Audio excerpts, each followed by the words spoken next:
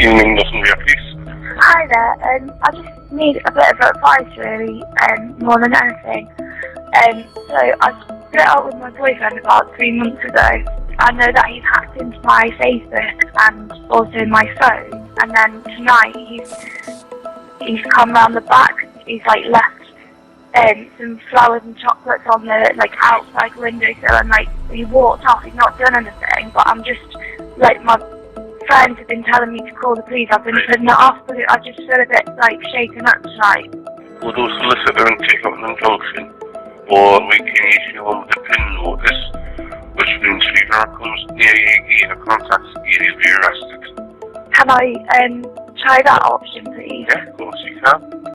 In the fall of 2016, 24-year-old Alice Ruggles made a desperate call to the police. Her boyfriend had crossed boundaries, scaling her fence and leaving gifts outside her window after weeks of relentless calls and texts. Tragically, just days after that call, Alice would be brutally murdered, exposing the alarming reality of domestic abuse and the devastating consequences obsession can bring. Alice Ruggles, born on December 24, 1991, to parents Sue Hills and Clive Ruggles, grew up in Turlangton, Leicestershire, as the third of 4 children. From a young age, Alice experienced the warmth and support of her close-knit family, fostering a strong sense of love and community in her life. Her childhood was filled with cherished memories of family outings and celebrations, creating a tapestry of joy and togetherness. Known for her caring and compassionate nature, Alice had a magnetic presence that drew others to her. Family and friends admired her adventurous spirit and genuine empathy, which formed the foundation of her relationships. Alice's ability to connect with people on a deep level was a testament to her inner kindness and ability to make others feel seen and valued. At the age of 11, Alice discovered a passion for fencing that would shape her future. She not only enjoyed the sport, but also displayed remarkable skill and talent. As she honed her fencing abilities, Alice found success on the national circuit, showcasing her dedication and drive to excel. By the time she reached the age of 18, Alice was actively exploring potential universities based on their fencing clubs, recognizing the importance of balancing her academic pursuits with her love for the sport. She would ultimately choose to go to Northumbria, where she would go on to become club captain and win the Women's Epee at the Leeds Open in 2012. Following her graduation, Alice decided to make Newcastle her home and embarked on a promising career at the Newcastle hub of Sky, a prominent media giant. Her dedication and exceptional work ethic led to a swift promotion within the company. Life seemed to be aligning perfectly for Alice. However, against the backdrop of her professional success, a new relationship emerged that would soon cast a dark shadow over her seemingly perfect life. Treman Harry Dillon, a serving soldier in the British Army, hailed from a culturally rooted upbringing. Born in India, he later moved to the United Kingdom, where he found his place in the military. Harry's introduction to Alice occurred online through a mutual friend while he was deployed in a non-combat role in Afghanistan. They met in person in January 2016, spending a joyful week together in Newcastle and another in Edinburgh before Harry returned to Afghanistan for 2 months.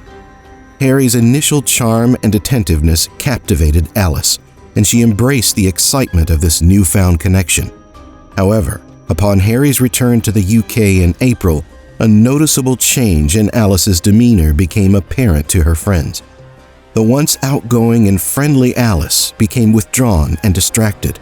Her physical appearance underwent a transformation as she experienced weight loss, and she gradually withdrew from socializing with others. Behind closed doors, Harry's behavior took a dark turn as he became increasingly critical of Alice and various aspects of her life. He began to scrutinize her appearance, belittle her friends and family members, and systematically isolate her from her support network. Taking control of her Facebook account, Harry further exerted control over Alice's life. Within a few short months, the vibrant and confident Alice seemed to wither away, transforming into a mere shadow of her former self. Overwhelmed by sadness and loneliness, Alice's professional life also suffered as a result of Harry's manipulative tactics. In a cruel twist of fate, Alice received a message from another woman who had connected with Harry on a dating website. It was a startling revelation that Harry, who demanded Alice's unwavering loyalty, had been engaging in casual encounters with other women. The irony was stark. While he obsessed over Alice's faithfulness, he himself was betraying her trust. Faced with the shattered foundation of their relationship and the undeniable breach of trust, Alice made the decision to end the relationship. After the breakup, Harry's obsession with Alice did not diminish. In fact, it intensified and took a deeply concerning turn. He resorted to stalking her, persistently bombarding her with an onslaught of messages across various platforms. From different phone numbers, he flooded her texts, emails, and voicemails. The content of these messages ranged from desperate pleas for reconciliation to aggressive threats. Initially, Alice attempted to maintain an amicable approach, hoping to defuse the situation. However, as Harry's behavior grew increasingly erratic and threatening, she made the difficult decision to cut off all contact. Undeterred, Harry resorted to contacting Alice's friends and family members, desperately seeking any means to reach her. Her relentless pursuit of Alice's attention and control over her life escalated further when he hacked into her Facebook account, allowing him access to her private messages and enabling him to monitor her every interaction and whereabouts. In addition to his messages, Harry started to frequent Alice's house. He incessantly rang her doorbell and tapped on her window, often leaving unwanted gifts such as flowers and chocolates behind. These intrusions deeply unsettled Alice. Recognizing the gravity of the situation, she repeatedly reached out to the police, reporting Harry's alarming behavior.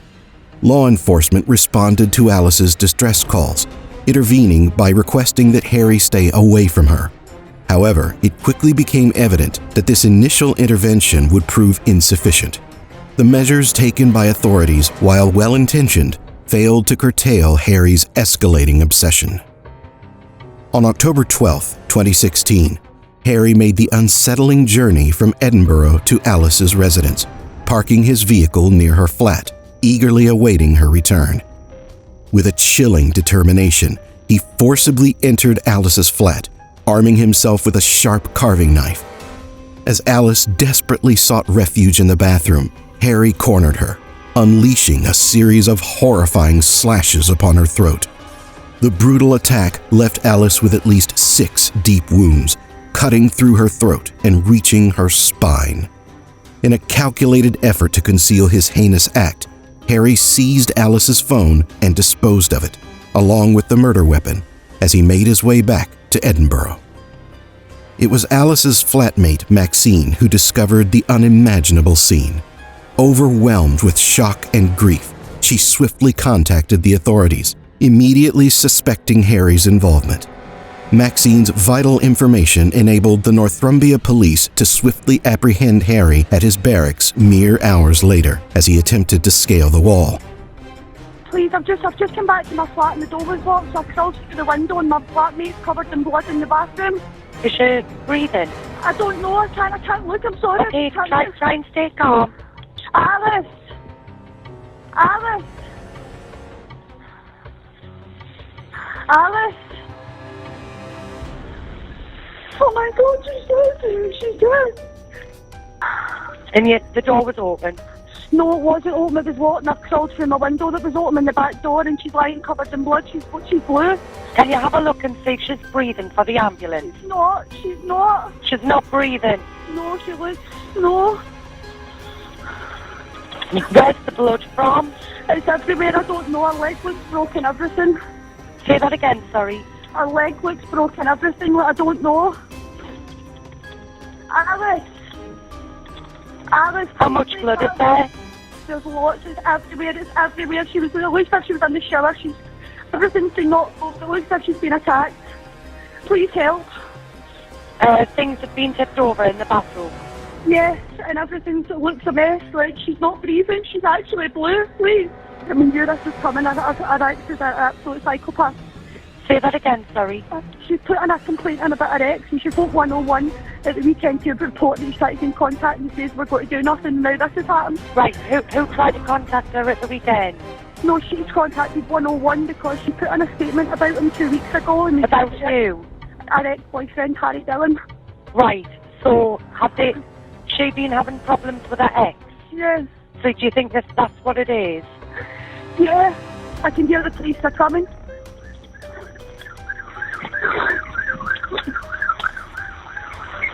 Yeah, they're saying they're at the scene. I'll wait with you until they're actually with you.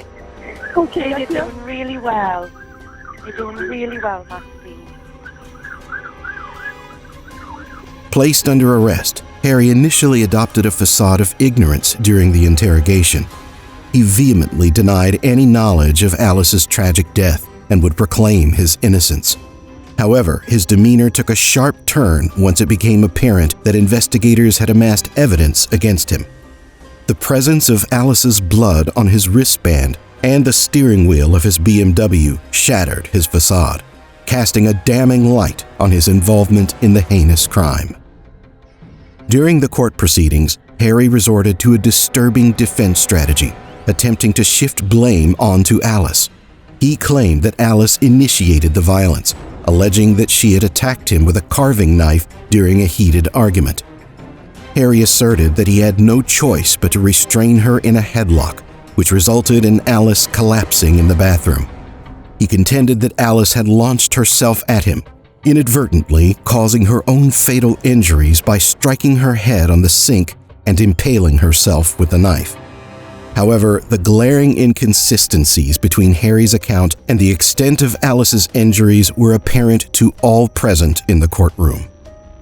On April 2017, Newcastle Crown Court Judge Paul Sloan delivered the solemn verdict, sentencing Tremont Harry Dillon to life imprisonment, with a minimum term of 22 years. Judge Sloan denounced the murder as an act of sheer barbarism, recognizing the depths of depravity that Harry had descended into.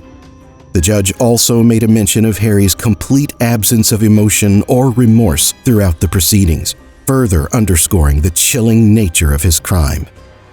The courtroom became a crucible of justice, as the evidence overwhelmingly contradicted Harry's attempts to evade responsibility for his actions.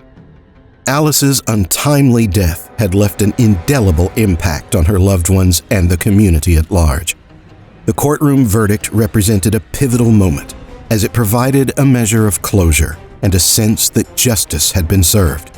However, the wounds inflicted by Harry's actions could never fully heal, and the void left by Alice's absence remained forever etched in the hearts of those who cherished her. The case of Alice Ruggles brings attention to the complexities surrounding the issue of stalking and harassment. Alice had taken every possible step to distance herself from Harry, yet his relentless pursuit and escalating threat ultimately culminated in tragedy. This highlights the critical need for improved legislation, education, and resources to address and prevent stalking behaviors. Harry's position as a soldier lent an additional layer of complexity to the case, raising questions about the military's response to reports of domestic abuse within its ranks. In the aftermath of Alice's murder, her family and friends have embarked on a tireless mission to raise awareness about domestic violence, stalking, and the need for greater protection of victims. They worked with advocacy groups, supported campaigns, and shared Alice's story in the hopes of creating lasting change.